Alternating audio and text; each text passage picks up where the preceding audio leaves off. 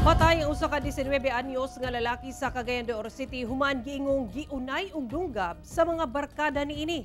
Rason matud pa sa panagbikil ang pagpangawat sa biktima.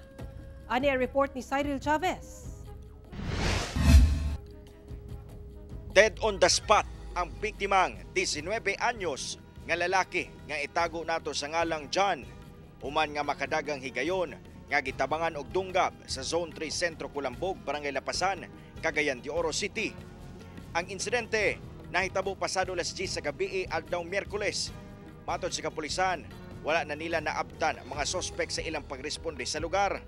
Bugtong ang biktima nga nagbuyod kilid sa dalan ug wala nay kinabuhi. Sa investigasyon, nasayran nga higala o barkada ra sa biktima ang tulo ka sospek nga mitabang og dunggab patay kaniya. Gikaingon nga ang biktima mao'y responsable sa pagkawat sa iyang gamit, no, mahalong gamit sa suspitsado o samtang dito sa sulod sa computer house ang maong internet room ang kuan katong biktima dunggab sa suspitsado. Padayon ang hot pursuit operation sa kapulisan batok sa misibat nga mga sospek. Apan, ang maong pasangil sa sospek sa biktima ang wala giuyunan sa amahan niini. Sumala pa nga sobra siyam ka bulan na nga wala gauli sa ilang balay ang biktima tungod na narbaho na kini ug aduna nay kapuyo. Ilang istorya pero sa ako ang kabayan sa ako kay bali ako amahan mi ako. Di ko mutuwa na sir. Mutuwa na nga istorya. Nanawagan karon og hustisya ang pamilya sa biktima.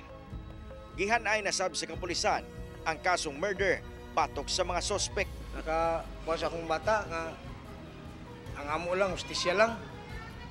Kung ganahan mo makita sa mo, negosyate, di mo problema kayo. Usap kami, ubri mo gyapon mi. Ang amo lang nga matabangan namin anay mong kuha sa akong bata kay lisod di kay mi. Anay na ang mga dokumento nga i-attach para ma-file ang formal complaint o iduso nga to sa buwatan sa piskalya o niyang hapon kay identify naman ang suspitsado o doon na yung mga testigo. Kauban si Jaybert Pairat, Cyril Chavez, 1 Mindanao.